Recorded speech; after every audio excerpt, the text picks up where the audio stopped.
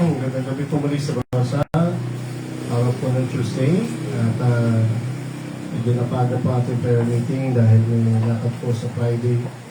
Nagawain po at natapat. So luluwasin po tayo bukas para may mga papasyalan po, may mga dadalawin po.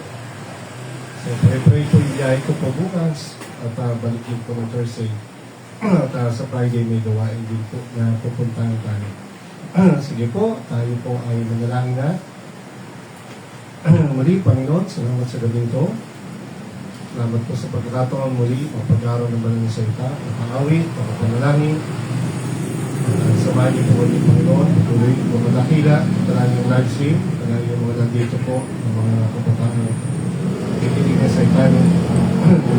Pagayin niyo po kami, usapin, turuan po ng Espiritu, usap ka, talangin yung mga kapatiran, pwede manood sa mga tahanan, mga kaibigan, mga magulang, talangin po gabi ito, at samahan niyo po kami. May sakit ay ipuin ang pamilya ng Sakiano at pamilya na Panginoon ay at usong-usong po mga sakit yung pagpapalali po mga members ng LLBC at ganyan na rin po ang Pastor Ferguson. Salamat sa pagkilos niyo sa aming sa aming bansa, sa DSWD at sa pamilyang ito. Tulungan niyo po alam po namin na ikaw ang nakakita lahat at nasa inyong katotohanan, Panginoon, ang tamang usisya, ang tamang hatol, ay ikaw na po magkaloob, Panginoon. At tayo po yung aming kapulisan ng DSWD, lalo po ang kote, mga mahawak ng kasong ito. Samahan niyo kami, pagkalaan niyo po gabi ito, at ang saitano sa matamis na parang preparation. Bakit po muna tayo, bago tayo mag-aaral sa saitano, Panginoon.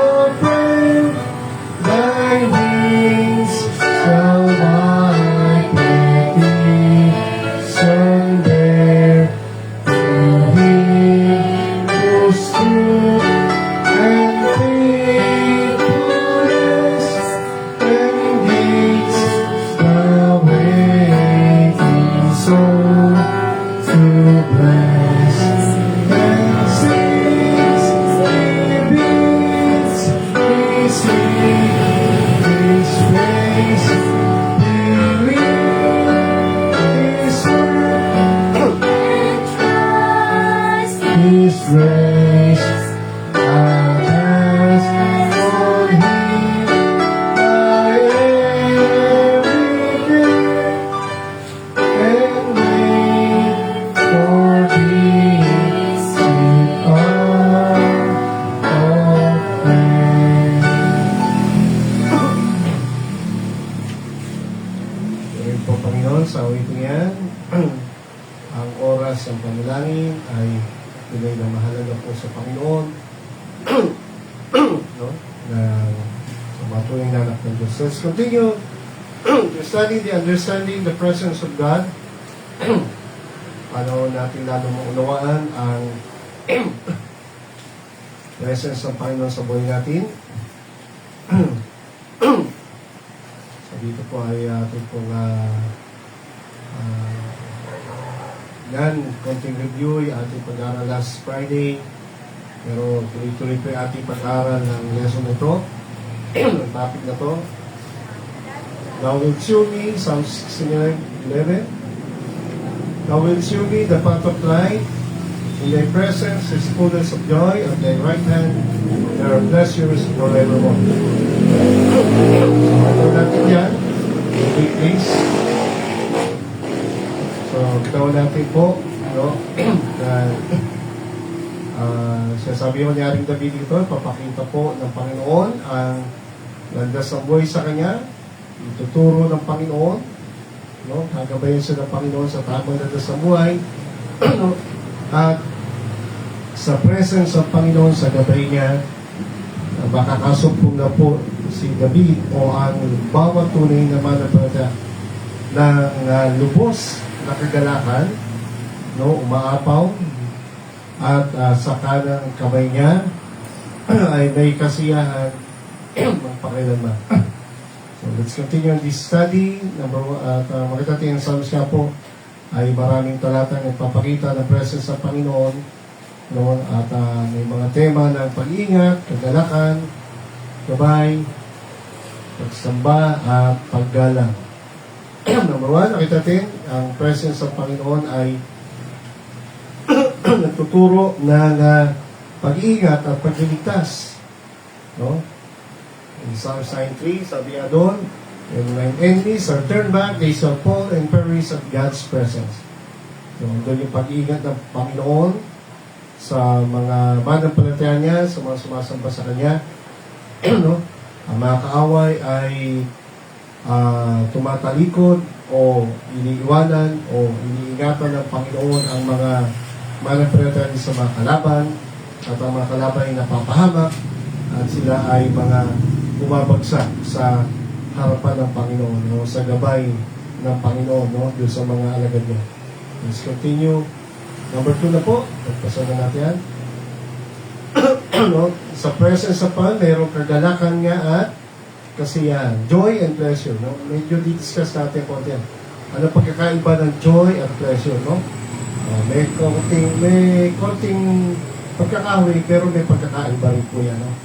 So, dahil nasabi nga 16:11 niya po, in God's presence is fullness of joy. In God's right hand, there are pleasures forevermore. Number 3, ang presence ng Panginoon ay nagtuturo din ng gabay at direksyon.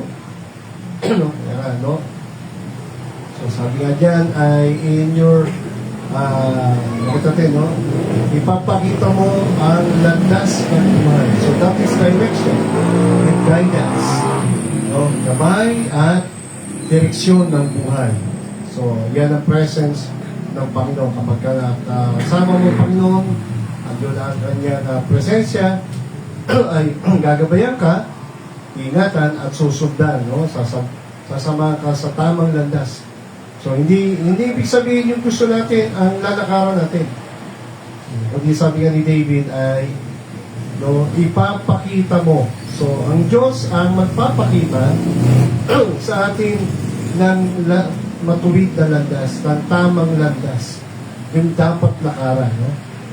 So, yung dapat lakaran, puntahan ng mga anak ng Diyos sa paglalakbay sa mundong ito. No? So, hindi yung gusto natin, hindi yung plano natin, hindi yung nais natin, no? kundi yung mga pangako niya, His promises, His precepts, no? Mautos niya, His plan, His purposes, His precaution in the Word of God that you can find, no? Yung mga prinsipyo, yung mga perspective sa buhay. Nandiyan po yan sa Biblia. The plan of God, no? Okay, so, diyan po niya tayo. Kapag ang presence ang nasa iyo, ano yung gabay niya at direksyon. No? Okay, so next. Number 4. Ang presence ng Panginoon ay tuturuan kang sumamba sa Kanya at magpasalamat. Okay, so yan yung mga ilang talata sa Psalms. No? No? Tuturuan tayo magpasalamat at sumamba ng may pagpapakumbaba. No? Okay, may kagalakan, may awit, no? Walang kayabangan, walang, siyempre, kailangan malinis ang puso. Kaya nga, dahil sa kaligtasan ng Panginoon, wala tayong karapatan sumamba sa Diyos. Kung hindi dahil sa kaligtasan at kabanalan, kapatawaran, no? At paglilinis ng banal na dugo ng Panginoon Jesus, wala tayong karapatan sumamba at makapasok sa karya ng Diyos o maligtas sa parusa ng impyerno. So, kaya lang tayo nakakasamba ngayon at nagagamit na pa nakapaglilikod ng may pasasalamat, yun nga, no, ay lubos ang ating pasa dahil nga sa ginawa ng Panginoon. No? At He promised that the Holy Spirit will guide His children. Kaya sabi ng Psalms 95:1, no, tayo ay lumapit ng mayawit sa Panginoon, gumawa ng maingay na tunog o maingay na papuri at pagsamba sa bato ng ating kaligtasan o sa Diyos na nagligtas sa atin. Kaya sabi ng 95 verse 2, no, diyan, sa ating pagsamba o pagsisimba, no, dapat may excitement ka, may pusong masaya, may awit sa puso mo, may pasasalamat, pag sa ating pagsasama-sama, pagsamba ng Sunday, o sa ating kanya-kanya sa bahay, ay dapat may pasasalamat ka lagi, no? May papakumbaba, may pagmamahal, no? May awit, no? So, may pagpapakumbaba, may buong pusong pagsamba. Hindi napipilitan, no? Kaya, pag Sunday, ang mga Kristiyanong nagsisimba ay pag tama ang puso, magsisimba yan. Pero pag mali ang puso, maraming hadlan, maraming dahilan. Pero pag gustong sumunod at magpasalamat sa Diyos, sumamba, nag-uumapaw ang pasalamat, kabutihan ng Diyos sa buhay natin, ay marami kang paraan na gagawin para makasimba. No? Because of God's presence in your life, not only on Sunday, but every day. Can you imagine kung isang oras lang tayo, isang minuto lang tayo pabayaan ng Panginoon sa isang araw? Ano na kaya mangyayari sa atin? Diba? Kaya pag Sunday, talagang dapat ay lubos ang ating excitement magsimba, sumamba, umawi, magpasalamat, no? May kasigasigan, may kagalakan, no? Dahil nag-uumapaw ang kabutihan niya sa ating araw-araw. Pag-ingat, pagkabay, pagpapakain, pagpapala, kasagutan sa panalangin, at isa yung dakilang kaligtasan ng Panginoon. So, saan ka pa? Ano pa ba ang kulang? Ano pa ba ang ano ba mahirap para hindi natin siya bakit hindi tayo maging matapat at maging masunuri? No? Mga members sa tamad magsimba ng linggo. Ha? Sikapin nyo, mga kapatid. Huwag kayong maging tamad. Sikapin nyo. Yung prayer meeting. Panginoon ay nagtyaga, naghirap, nagtiis para sa pagmamahal at kaligtasan at kapatawaran natin. Tapos tayo ay sana ay hindi na nga natin masuklan yung kaligtasan na yan. Sana ay maging masigasig naman tayo na maging masunod, sumamba at maglingkod sa Diyos. No? Pag gusto, maraming paraan. Pag ayaw, maraming dahilan. No? Pag maging bato ang puso at tamad sa kalooban ng Diyos. Why? Because the Lord is a great God. He's a great King above all gods. Imagine. Sino ba itong Diyos natin, no? Hindi siya munting Diyos. Hindi sa Diyos na kailangan lang natin pag may problema tayo at pag gusto lang natin pagpalain tayo. No? Hindi sa Diyos na parang pamper, no? Na kailangan lang natin tinatawagan. Tayo may kailangan sa Diyos, hindi ang Diyos ang may kailangan sa atin. So, dapat ibigay natin ang dapat para sa Kanya. He is worthy of our worship, praise, and thanks, service, and submission. No? Nasa Kanyang kamay ang lahat ng bahagi ng mundo. The deep places of the earth. Ang lakas ng burol at bundok ay nasa Kanya. No? Para manatili ang buo o mawasak. Ang dagat, ang mga tsunami, ang mga ito ay nilikha. No? Ang mga lupa ay nalikha. No? Sa pamamagitan ng Kanyang kadakilan, kapangyarihan at karunungan. Kaya dapat lang natin sasambahin at sumamba sa Kanya. At tayo ay sumamba at magpakumbaba sa Kanya. Lumuhod tayo sa Diyos na ating manlilikha. Okay, no? So, sapagkat siya nga po ang ating Diyos, no? Siya po ang at ang mga tunay niyang niligtas ay parang tupa niyang inaalagaan, no? Sa kanyang kamay. My sheep hear my voice and I know them and they follow me. No? So, doon na lang yung pag-ibig ng pangangalaga. So, kaya ang mga tunay niyang tupa, no? They follow Him. Ha? So, pakita nyo ng mga tupa kayo ng Panginoon, no? Pag Sunday. My sheep hear my voice and I know them and they follow me. No? Hindi ba sunuri kayo? Kung kilala nyo ang Panginoon, at talagang kilala kayo ng Panginoon, no? Matuto kayo sumunod, matuto kayo makinig, matuto kayo magmahal, learn to listen, learn to love, and be loyal to the Lord. Okay, so, sabi niya, huwag maging matigas, matuto ka makinig, at sabi ng verse 8, huwag tumigas ang puso, huwag mong galitin ng Diyos, napakabait niya, napakabuti.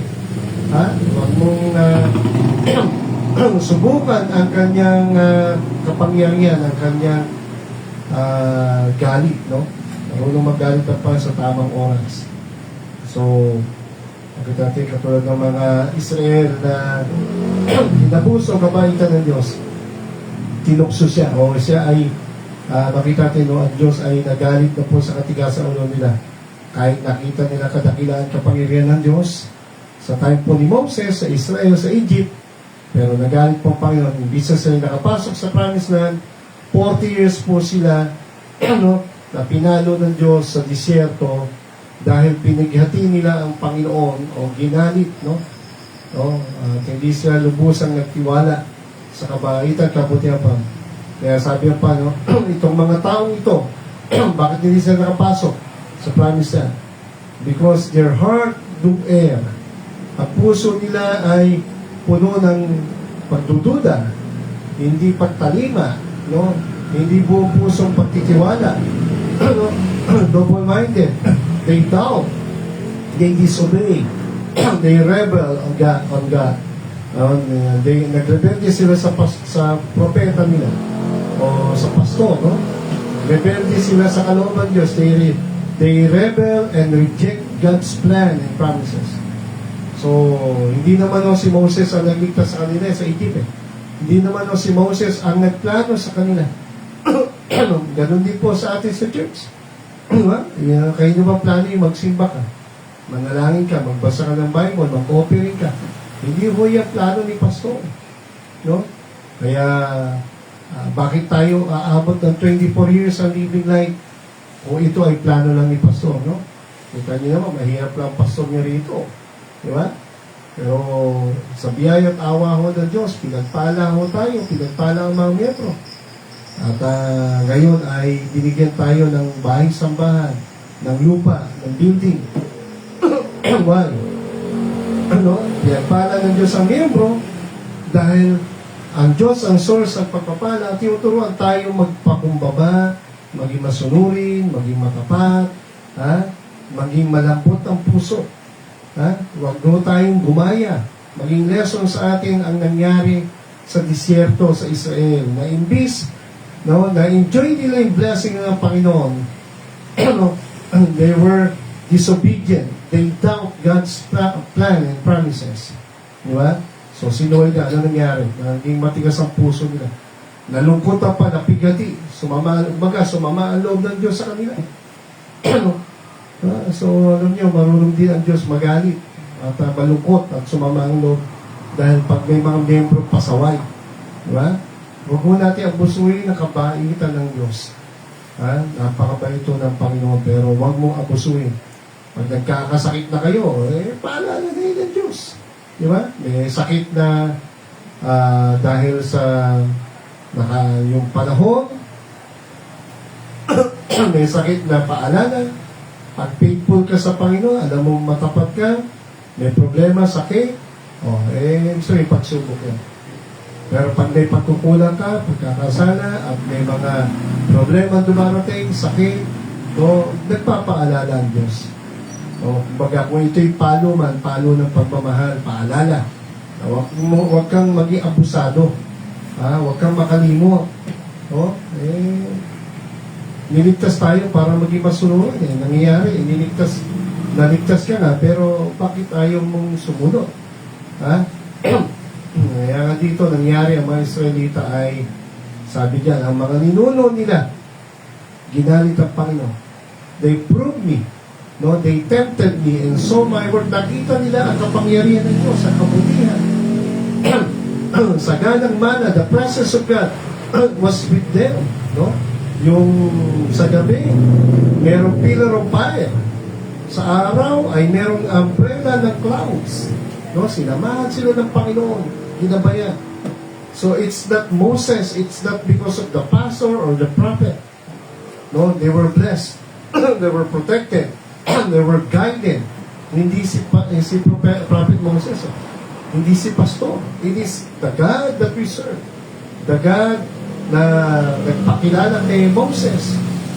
Ayaw na nga ni Moses. Punta na Israel, natatakot sa kapero, natatakot sa ibang Israel. Alam niya, matitigas sa ulo. But sabi ng Diyos kay Moses, sumunod ka. So, nasamahan kita, sabi ng Panginoon. No? At katuwang mo si Aaron. Kaya, napilitan man si Moses, pero dahil nagamit na rin Panginoon, sabi niya, paano siya maniniwala sa akin? Sabi niya, bagsak mo yung baston. Nang binagsak, nag-iahas, sa takot si Moses. Sabi niya, hawakan mo yung buntot. Nung hinawakan, yung baston ulit yung kahoy niya. Yung ahas, naging baston ulit. Sabi niya, para maniwala sa, pakita mo yan. O, pagkulang pa, yung kamay mo, diretso mo, yung kanang kamay, at naging ketomin. Pakita mo sa kanila yan. Pagkatapos, nawala yung keto. No? At hindi lang yun, 10 salot ang pinadala ng Diyos. Nakita nila ang kadakilaan, ang kapangyarihan, ang presence, ang plano, ang pag-iingat, ang pagliligtas ng Diyos sa Israel, sa Egypt. Lalo na nung ika-10 salot, namatay ang mga firstborn son, ang panganay na lalaki ng mga Egyptian. Ang Israel, walang namatay sala sa bawat bahay. Because God said to Moses, doon sa panghuling salot, yung pang-10, sabi niya noong umaga kay Moses, sabihin mo, lagyan nila ng dugo ng batang tupa. No, Lamb of God.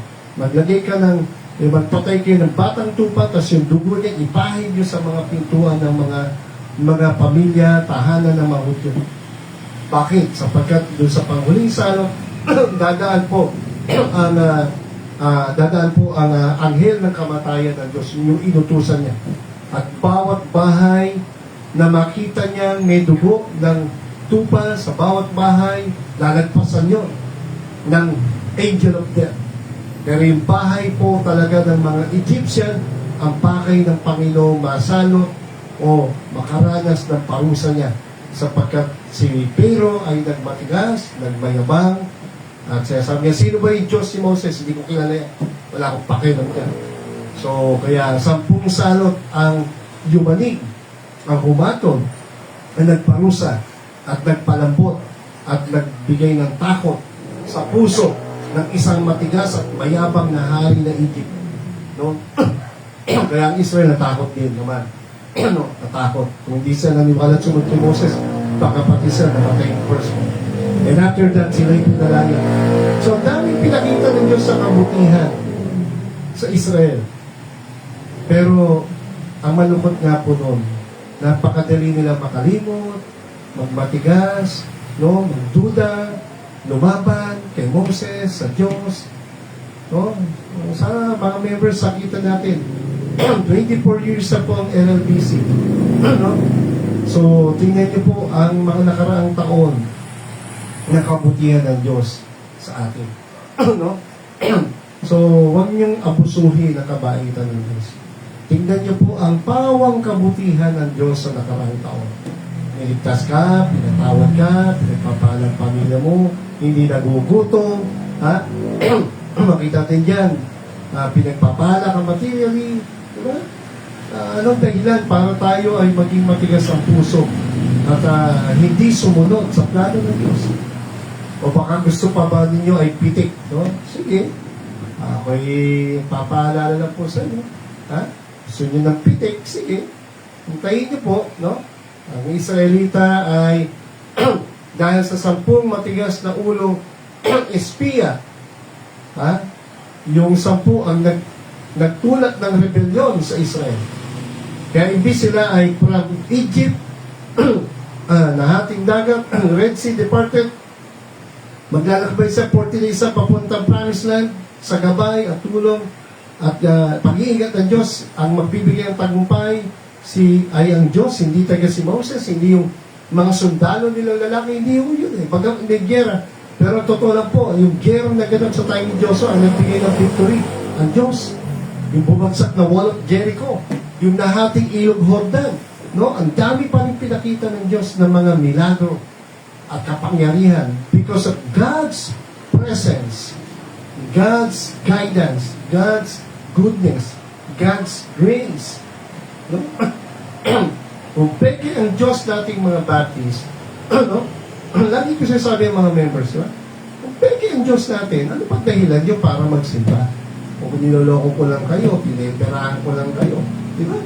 Eh, huwag na kayo magsimba sa baptist, gano'n lang yun. O, diba? Alis na kayo, huwag na kayo magsimba, huwag na kayo mag-open. Kaya kung totoo ang Diyos natin, diba? Kung totoo, anong dahilan mo para maging matigas ang puso? At lumaban o hindi sumunod. Di ba? Ang dami ng kabutihan. We check the past years that God is good and gracious and guide you, di ba? And bless you, your family, di ba? Sinasagot yung panalangin mo, hindi man lahat, pero ang Diyos ay laging the best ang ibibigay sa iyo. Di ba? So, ewan ko, napakahirap bang unawain ang plano ng Diyos o talagang matigas lang po ang puso natin o nagmamatigas ang mga membro at pinipilit ang kamay ng Diyos ay gumawa. Dapat ang kamay ng Diyos magaan at mabait sa atin. Diba? Yun ang maramdaman natin. E baka gusto nyo pitik pa ng Panginoon. Sige.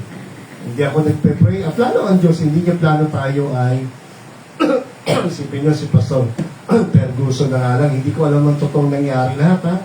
Hindi natin alam. Diyos na nakakita. 22 years na yung pastor na yan sa Pampanga. At sa 22 years yung paglilingkod na pastor na Amerikano. Sipin nyo, Amerikano yan, ha? Sipin nyo yung puso niya, hindi o tatagal yan sa Pilipinas. Ha? O, kung yan ay walang pusong naglilingkod sa Panginoon. 22 years, nagmahal, marunong na magtagalog, mag-preach, pinagpanahon ng Diyos. Binigyan siya ng pusong hindi lang magkaroon ng gawain ng church. Ha? Pinagpala po siya, nakapagpatayo po ng orphanage. 300 ang halos total po na kanilang dati ang nalaga. Ngayon ay 160 na lang. So hindi ko natin alam ang totoo. Gugulo po ang hustisya ngayon dyan. No? Magkakaroon ng matibay na investigasyon. Pero ngayon, ang bigat po ng mga nangyari sa kanya. Imagine. Ha? Hindi ko alam kung ito ba talagang palo o ito'y mabigat na pagsubok. No? Ang Diyos agad nakakaalam ng lahat kasi hindi atin ganun kakilala ito pa. Pinagbintangan siya, 106, yung 116 na titira. Imagine yung 8 years sa orphanage. Yung 8 years sa yun, sabi ko nga, kung meron talagang pang-aabuso yung pastor, bakit tatagal yun ng 8 years? Ang orphanage po, ina-apply po yan ng permit, parang school. Ina-apply ng DepEd permit po yan. At tapos, binibisita po yan ng mga DSWD. No? So, meron po mga ganong permit yan. Kaya ko, tatagal ba yan ng 8 years? Simple lang eh. Hindi yan tatagal ng 8 years, kung sa unang taon pa lang, may violation na. Tapos, may napag-graduate na sila doon na nag-aaral ng social welfare din yata. No? So, yung galing doon sa kabataan na babae yung graduate na po, ng DSO, parang magiging DSWD worker na rin siya, magna cum laude pa. So, makita natin dyan.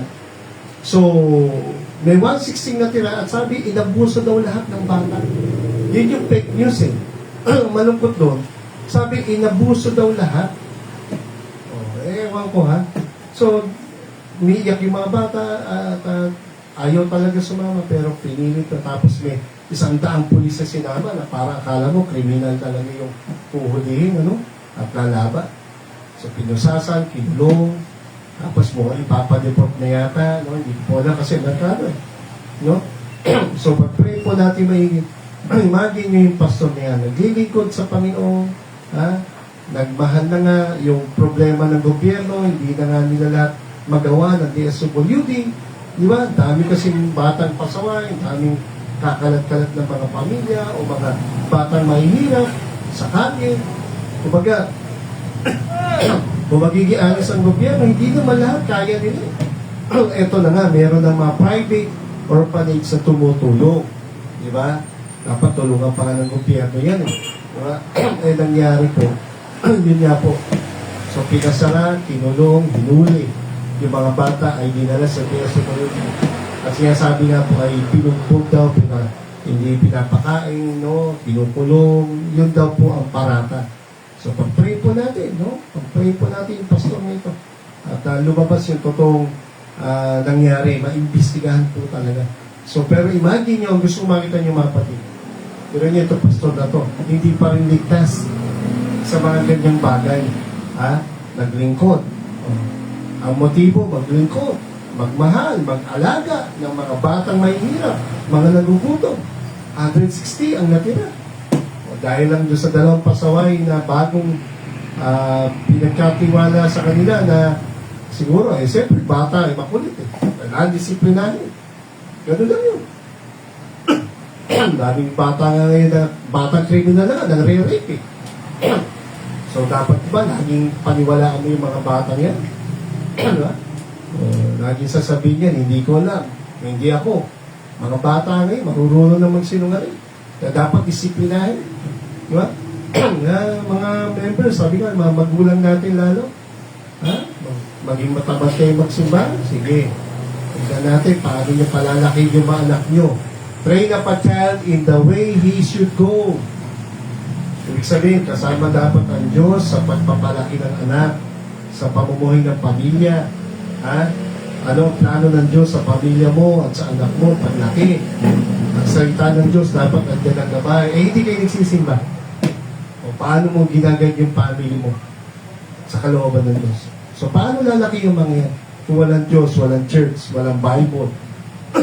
Hindi lang pera kailangan yan. Hindi lang bahay, hindi lang laruan, hindi lang school. They need God and yung guidance niya, yung salita niya. Lalo na po ang kaligtasan ng kalan. So, kita natin mga kapatid, ang Israel po ay pinagpala ng Diyos pero tumigas. So, si Joshua at si Caleb lang po, pamilya nila, ang nakapasok at yung 20 years old pababa. Dapat hindi na makapasok natin, pero sabi ng Panginoon, sige, yun na lang 20 patas, pasaway, hindi papasok. Pero yung 19 pababa, yun ang papasok sa promised land. So 19 plus 40, 59 years old na sila nung sila ay pumasok sa promised land. Si Joshua at si Caleb na naniwala at sumunod, no? Naniwala at sumunod sa plan ng Diyos, no? 40 years old na, kung di ako nagkamali, si Caleb, no? Noong unang makapasok, and after 40, 80 years old na po si Caleb. Pero sabi niya, yung lakas ng Diyos, sabi niya sa buhok Diyos, yung lakas ko nung 40 years ago, and after 40, 80 na siya, sabi niya, the same pa rin. Because Caleb, believed God, he obeyed God. No, yung blessing ng Diyos, hindi na-deny, na-delay lang. Ha? Hindi tinanggi, hindi tinanggal, naudlot lang. Kasi dahil nga sa pasaway ng mga Israelita, yung 40 years old ni si Caleb, yung unang tapak niya sa Promised Land, nakita niya yung blessing ng Panginoon. Sabi, iingatan tayo, sasamahan tayo ng Panginoon, pala tayo.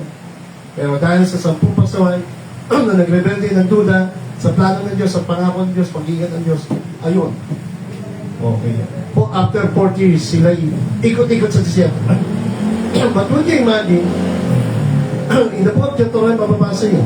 After na sila umikot-ikot sa desierto, imagine nyo, walang trabaho yan, ha? Isipin nyo, paano kakain yung mga pamilya na yan? Milyon po yan, ha? Milyong Hudyo yan. Would you imagine, hindi lang po 40, hindi lang isang pamilya. Milyong Hudyo.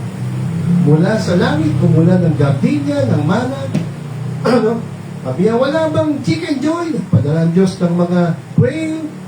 Sa sobrang kasabikan ng mga Hudyo, mga patigas sa ulo, pasaway, kinain ng hilaw. Nagalit ang Diyos yun, maraming namatay yun. Puro reklamo, padala ang Diyos ng mga ahas, pinagtutok lang yung mga murmurers, yung mga mahilig mag-murmur, no? Mga mahilig magreklamo. Iyak sila, Lord, pray mo kami sa Diyos. Pray mo kami dahil kami nagkasala. Kaya sabi ng Diyos, sige, gumawa ka Moses ng tansok ahas. Nasagay mo doon sa bundok. Pag dumating uli ahas, sabi ng Diyos kay Moses, dumating uli yung ahas na yan, pinagtutuklaw siya. Lahat ng natuklaw, tumingin doon sa tansok ahas sa bundok. Ang tumingin doon, kahit nakagat ng ahas, hindi mamamatay sa venom. You read it in the book of Numbers, mababasa niyo. No? Pero yung mga hindi naniwala, no? Dumating na naman yung ahas na mga parusa ng Diyos, tuklaw, pinagtutuklaw sa inyo. Hindi naniwala, nagtawa, hiniwa, sip-sip yung dugo, nilagyan ng mga band-aid o ng mga tali, ng mga, ano tawag doon? Sa pantali. Band-aids. Yung hindi naniwala kay Moses, hindi sumunod sa Diyos, tumingin doon sa, tumingin sa pagkon sa tumingin sa tansong ahas, alam niyo nangyari? Patay. Hindi siya naniwala. Pero yung lahat ng tumingin, nabuhay po. No? Nabuhay po. Why? Why? Kasi po, by faith. Ang sabi ng Diyos, tumingin kayo. So that was a test. If they believe God, and if they believe God, they will obey. O yung naniwala sumunod, tumingin, hindi namatay. Pero yung mga nagtawak, mga napatay. Tapos siya binigay ang Diyos na lesson doon. Actually, kinote siya ng Panginoon dito sa John 3:15. Tingnan niyo po, sabi niya, yung palang tansong asa yun, na simbolo ng pagtingin nila, no? Tingnan sabi dito, ng pa sa John 3:14. Sabi yan, kung paano si Moses ay tinaas niya yung tansong ahas sa disyerto. At lahat ng mga Hudyo na pinagkakagat ng mga ahas, yung tumalab yung venom, pero tumingin sila doon sa tansong ahas sa bundok. Lahat ang tumingin, naniwala, hindi namatay, nabuhay.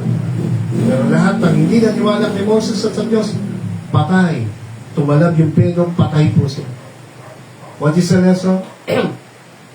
Sabi diyan, kung paano tinaas ni Moses, sabi ng Panginoon di sa 14, ang ahas sa disyerto, ganun din, ang anak ng tao ay itataas. Ibig sabihin, ganun din daw si Kristo ay ipapako sa krus at itataas sa lupa. Kasi nga, pag pinako siya, no, nakabitin siya sa kahoy. Tapos mataas po yan No? Baga, nakataas, kita-kita ng maraming tao. Kumbaga, nakabitin po sa kahoy. What is the lesson? That was yung palang sa tasong nila, pinauutos sa Diyos kay Moses, nilagay sa disyerto, ay naglalarawan pala yun ng paghihirap ni Kristong daranasin sa krus para sa kaligtasan ng sanlibutan. Ano ang venom na meron ngayon ang tao na nananaligtay sa kanyang buhay? Ang venom po ay ang kasalanan. At ang sabi niya, ang sino mang sumampalataya kay Jesus ngayon ay hindi na mapapahamak kundi may buhay na wala na. Kaya sabi niya pa sa John 3:16, kaya na lang pag-ibig ng Ama sa libutan na binigkalog ng kanyang bugtong na. Ang tao ay makasalanan. Bakit ang tao namamatay? Dahil sa kasalanan. Ngunit dahil sa kasalanan, ang tao ay patungo sa impyerno, hindi makapasok sa langit dahil sa kasalanan. Pero dahil din sa kasalanan, pinadala po ng Ama, dahil sa pagmamahal sa tao sa buong mundo, pinadala niya ang kanyang bugtong na anak na walang kasalanan, ang Panginoon Kristo, naging masunurin sa Ama, upang ang sino mang sumampalataya kay Kristo ay hindi na mapahamak sa impyerno, yung tiyatag na ikalawang kamatayan sa Bible, kundi magkaroon ng buhay na wala na. So, ang ganda na plano ng kaligtasan sa Bible, katulad po nung pinakutos ng Diyos kay Moses, lagay ka ng tanso. Lahat ng naniwala sumunod, hindi namatay. Pero lahat ng mga hindi naniwala kay Moses namatay. Ganun din po ang kaligtasan sa bagong tipan. Ang kaligtasan, bayad na, libre na, may kaligtasan, bayad na kasama natin. Dapat patungo tayo sa impyerno, pero binayaran ng Panginoon. No? Patungo na tayo sa langit dahil kay Kristo. Pero anong gagawin na lang ng tao? No? Pagtiwalaan yung namatay sa krus. Aminin mo ikay makasalanan, di mo kaya ligtas sa sarili mo. Pagtiwalaan mo yung namatay sa krus. Ang kaligtasan ay dahil kay Kristo lang. Bayad na, nilinisan ba ng dugo, pinatawad ka na lahat ng kasalanan. So, merong buhay na walang gan, ibig sabihin, pwede ng tao pumasok sa dahil kay Kristo. So, kaligtasan, hindi pag-anib sa reliyon, hindi sa anumang reliyon. Baptist man, Iglesia man, Catholic man, hindi po. Hindi paggawa ng mabuti, no? Kundi pagtiwalaan mo yung ginawa ni Kristo sa krus. Bukas ang langit dahil ngayon kay Kristo. So, pagtitiwalaan mo lang siya, hindi lang tapatas. Kaya, malamang sabi ng 17, isinugo na amang kanya anak, hindi para tulad ng mundo, kundi ang mundo, ang tamang kasalan ay maligtas. So, ang kaligtasan ay na kay Kristo. Ang babalan niya sa 3:18. Ang sumampalataya sa Kanya, hindi na hahatulan. So, may kapatawaran na, may kaligtasan na kay Kristo. Siya po nagsabi niya, Panginoon Jesus, hindi po ako. Ngunit ang hindi sumampalataya sa Kanya ay may hatol na. So, malungkot po kapag ang tao nagtiwala ang kaligtasan sa religion, paggawa ng mabuti, no? Sumusunod tayo sa Diyos, hindi para maligtas, kundi pinatawad ka na, niligtas ka na.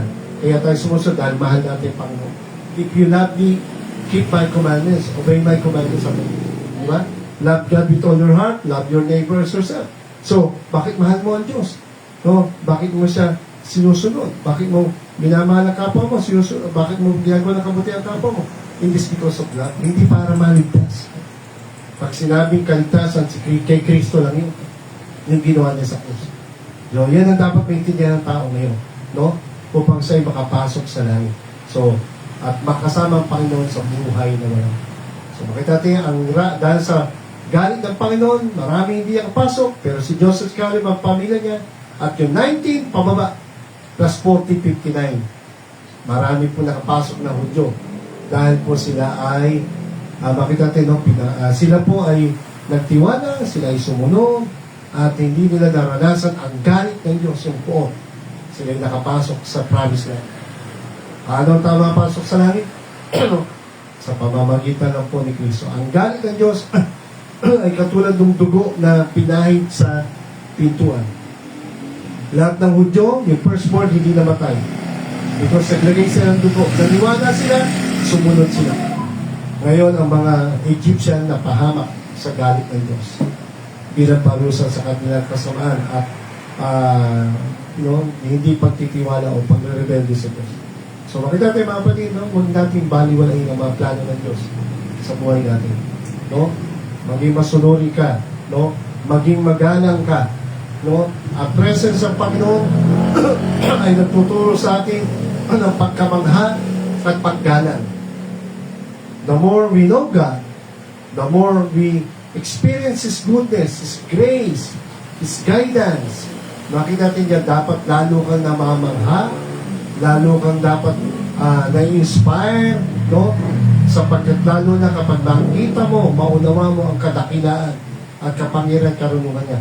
No, ito ay nagtutulak na maging ang mundo ay mayanig, matunaw na parang ice cream. Would you imagine yung mga bundok, di ba, nakarang mga bagyo? Di ba, yung isang sa India, lusaw. No? Lusaw yung isang barangay pa yun, no? Punaw. Daming namatay. Because of that, tinatawag nating landslide. Natunaw po yung mga bundok na parang ice cream. Ha? Dahil doon sa mga bagyong dumaan. No? Siyempre, ito ay may kinalaman po ang Diyos yan. Yung mga India, napakaraming rebuto yan, no? Kapag lumindol, nagkaroon ng tsunami. That's part of God's shaking the world. Ha? Ang taong wala ng takot sa Diyos, medyo ginigising niya. Ha? Matakot naman kayo sa mga pinagagawa niyong kasalanan. Kaya ating bansa, ating mga politiko, ating gobyerno, sabi nga, wala na po yata kahiyan sa pagnanakaw, pagsisinungaling, pag-aabuso sa kapangyarihan. So, medyo malungkot po yun, pagbansa natin, pag mahirap, napakabilis ikulong. Tagal ng hustisya. Pero kapag ka mayaman, makapangyarihan, naku. Talagang kahit may kaso na, hindi agad-agad nakukulong. Hindi lang sa bansa natin nangyari sa buong mundo. Yung tinatawag na korupsyon, yung pag-abuso sa kapangyarihan. Pero tanda po natin, may araw ng paghatulong ng Diyos. Lahat naman tayo mamamatay, lahat tayo harap sa Diyos. Kaya masarap ang Panginoon ay nakilala mo bilang tunay na Diyos at tagapagligtas. Or else, kapag binaliwala mo siya, nagmayabang ka, nagmatigas ka, tanda natin, time will come. Ang Panginoon ay mamili ka, ang Panginoon ay tagapagligtas mo ngayon, o tagahatol mo ba ng araw? Siya ay tagapagligtas, ibig sabihin, nagpatawad sa iyo, minahal ka, pinatawad ka, niligtas ka, may pangako siya, buhay na walang gan. Yan ang ginawa ni Kristo sa mga nagpakumbaba at lumapit sa Kanya. Pero sa mga umabuso, may hatol po siya sa mga hindi niyang tiwala. Sabi nga na Psalm 68:8, "And the earth shook, the heavens also dropped at the presence of God. Even Sinai itself was moved at the presence of God, the God of Israel." Alala niyo ba, nung pagkatawid sa Egypt, di ba, pagtawid sa Promised Land, o sa Red Sea, dinala po ni Moses, doon sa bundok na nakausap niya Diyos, yung binigay niya sa putos, doon po dinala ni Moses ang Israelita, ang bansang Israel, doon sa bundok ng tinatawag na Mount Sinai, bundok ng Sinai. At alam niyo ba, nung sila ay palapit na doon, ay biglang kumidlat, nayanig, natakot ang mga Israelita. Kaya sabi ng Diyos, sa takot na, sabi ng Moses, ikaw na lang ay pag-usap. Sabi ng mga tao, ikaw na lang pag-usap. Natakot sila. It talks about that. Hindi naman po talaga, hindi naman po nagkaroon ng lahating mga lupa. Pero it talks about yung kulog, yung kidlat, yung tinatawag na pagyanig na lupa, doon, ay nagparamdam ang Diyos yung presensya. Natakot ang Hudyo. But not so with Moses. Kaya sabi ng Diyos ni Moses, maglagay ka ng parang dyan, tali sa paligid ng bundok para hindi sila lumapit at baka sila ay mamatay. No? Kasi nga, banal po ang Diyos No? So, makita natin, ang earth na yanig, no? Ang mga, imagine mo, ang mga langit, no? Kaya, yung mga bulalakaw dyan, pag nagbagsakan na siya sabi ng mga scientists, makinatatakutan nila, di ba? Yung mga umiikot-ikot dyan, mga asteroid, di ba? O asteroid, Diba yung asteroid, asteroid, yung mga tawa-tawa kayo sa asteroid naman, alam mo, asteroid yung mga lumilipat, yung mga parang, tawag na muta ng kalawakan. Pero ang totoo, hindi yung muta yun. Mga bato po yun, mga nagsabog-sabog yan. Isa lang pumasok sa atin dyan Lalo na pagka sa kalupaan ng mga tao, marami yung maapektuhan. No? Kaya, the Creator itself also is the one who protected this world. No? Sa kabaitan, kabutihan Diyos, iniingatan pa rin ng Diyos ang mundo nito.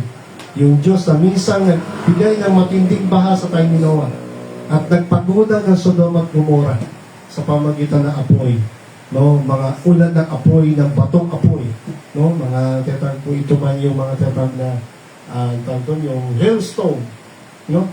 Pero may mga hailstone doon sa time ni Moses, mga batong yelo po yan, pero may apoy. Hailstone. Imagine nyo, tapos ang lalaki po niya, no? Yung iba singlaki daw ng mga bola ng mga baseball. No? Imagine mo yan. Pag bumagsak sa'yo, hindi ka taga-bubuhay yan. Tapos may apoy pa. Pero yung bumagsak na apoy sa Sodom at Gomorrah, kakaiba ito eh. May mga sulfur po ito.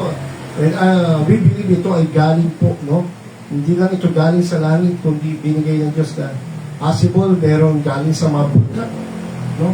So, kasi, may parang asphalt na, basta kakaiba. So, the presence of God teach us that He is powerful, He is holy, at mamamangha ka. No? Magugulat ka. Tuturuan ng taong magkumalang. Pag may mga bagyo, tsunami, di ba? Natatakot. Kasi ang tao mayabang na nga po.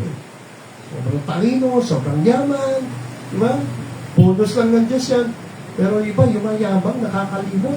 Sana huwag mangyari sa mga member natin, ha? Palambutin mo ang puso mo, ha?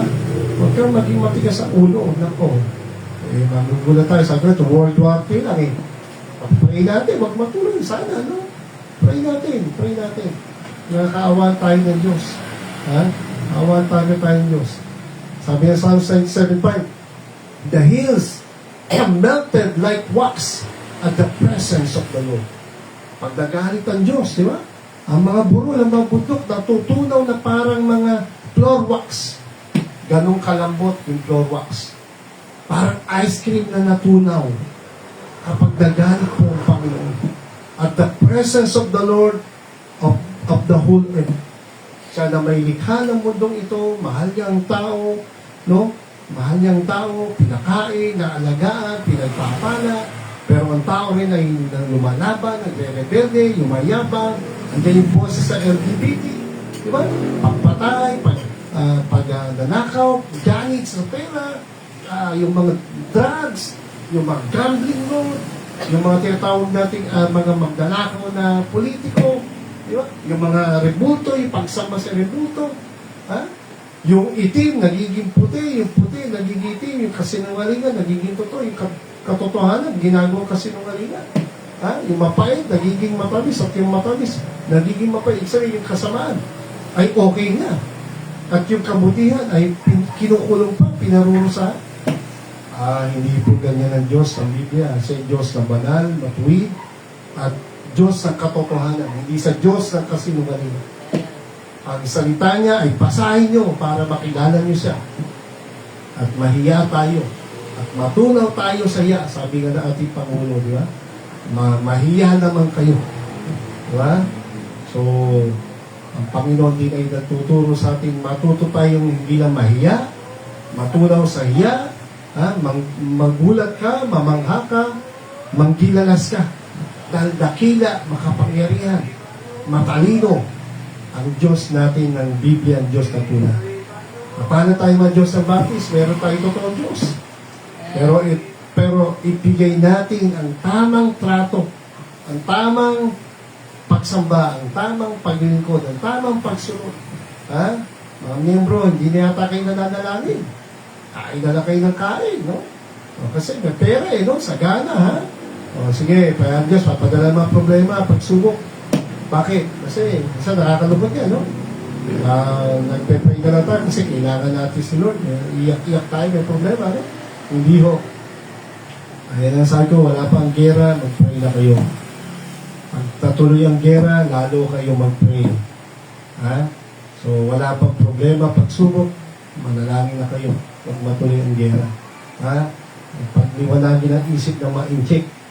Alam nyo, kawawa rin ang mga tao doon. Sa totoo lang po, mga kapatid. Tayo, 120 million lang. Sila, 1.5, 1.7 billion. Sipin niya, paano pakakainin yung mga tao doon? Ha? So, maraming human rights violation doon. Communism. Walang Bible, walang Diyos. May mga church doon, a Christian church, pero patago. Pinipersecute, kinukulong, pinahirapan sila. Kawawa po sila. Bawal ang Bible doon. Parang sa North Korea, parang sa Vietnam, no? Pero may mga gawain na po ng Diyos, pero patago na, patago. Patago sa atin, we have freedom to worship, to serve the Lord. Diba? We enjoy the freedom, we enjoy the blessing. Ha? Walang bawal magsimba. Bira, gusto niyo pa yata magsimba, pag bawal na naman magsimba, no? Oh, so, magsimba na kayo mga kapatid. Bawal na kayo maging tamad. So, nagpapaalala ko. Okay, let's pray. Lord, salamat sa itamo. Tulungan niyo kami. Lagi niyo kami i-remind. Paalalahanan kami. Hindi niyo kami niiwan, pinababayan. Ang totoo, kami po ang nagdi-deny sa presence. Katulad ng ginawa ni Pedro, nung hinuli ka, Panginoon, nakikita ni Pedro paghihirap mo.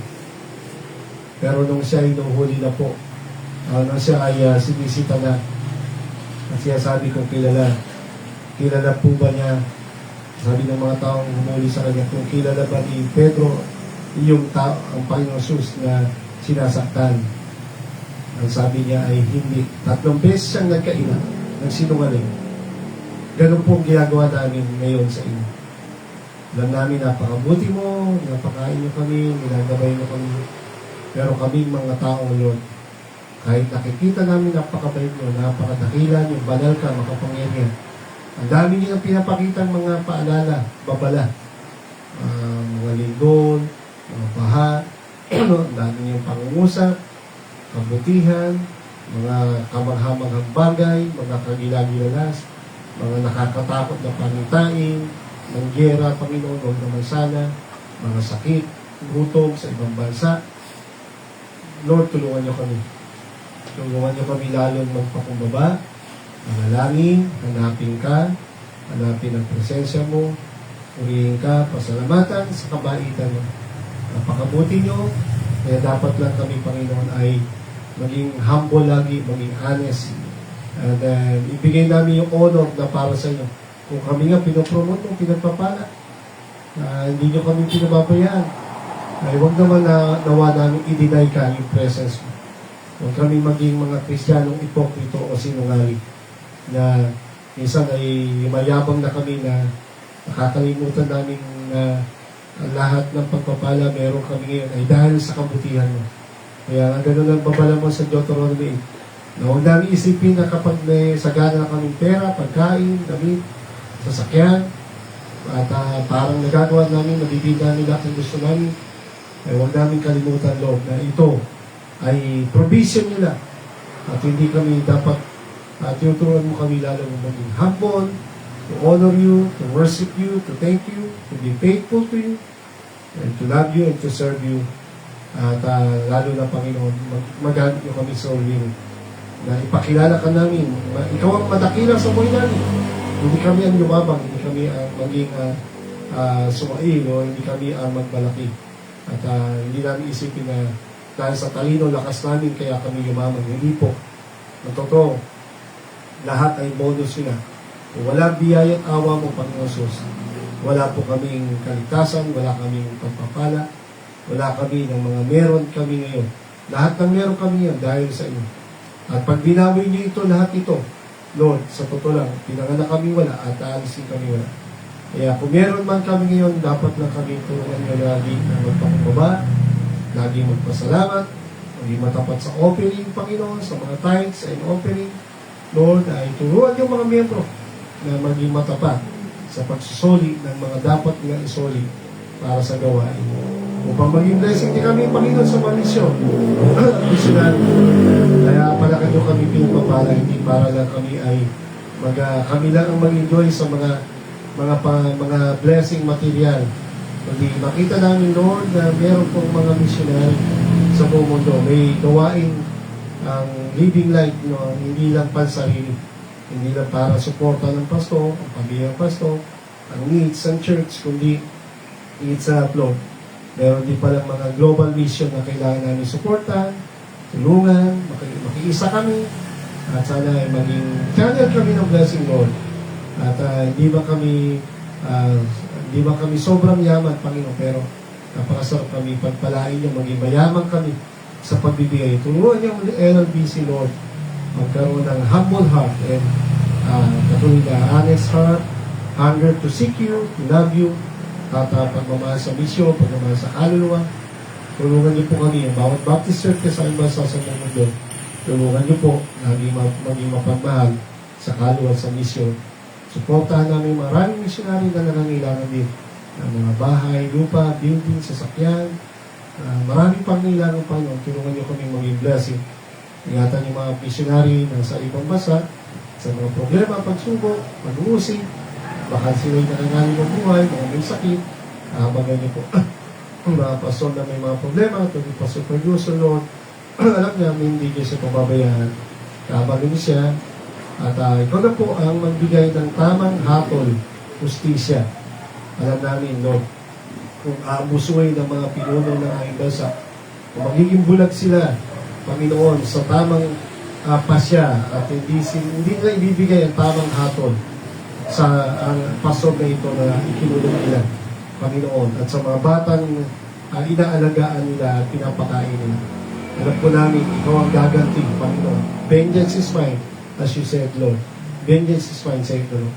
Kaya ikaw na po bahala, Panginoon, at sa producer, sa family niya, at sa gawain na pinagkatiwalan sa kaya patuloy po, tulungan niya ang aming gobyerno, bigyan mo kami ng matitinong mga pinuno, mga sa aming Pangulo, sa mga secretary, sa mga justice system, sa Congress, sa Elected Congress, Lord, at PNP, AFP, Lord. Alam po namin, nakikita nyo ang mga problema na aming bansa, ang katiwalian, ang mga kriminalidad.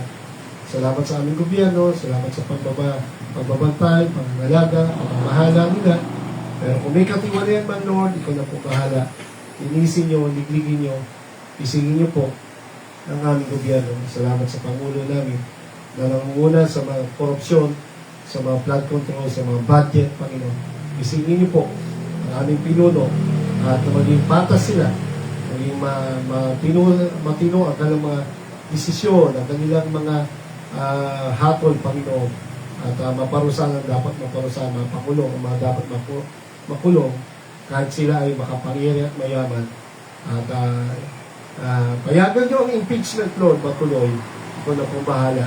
Ikaw ang nakakalam ng lahat.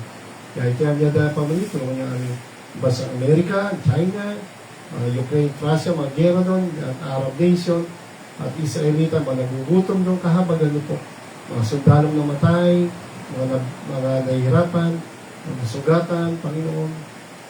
Kung pwede lang, Lord, bumalik ka na para matigil na po lahat ng ito at maghari ka na sa mundo nito. Kailangan ka namin, samahan niyo po kami, gamitin niyo kami habang di na pa dumarating. Mag-soloing po mga Baptist churches, gamitin niyo po mga missionary, mga miyembro, hanggang dumating ka, abutan niyo kami ng tatapa, sunod sa iyo. Kaya natin po muli, pasat sa gabi ito, parahin sa itanyo sa matangis sa payang precious. Ang gabi po, God bless po, and see you on Sunday. Good night.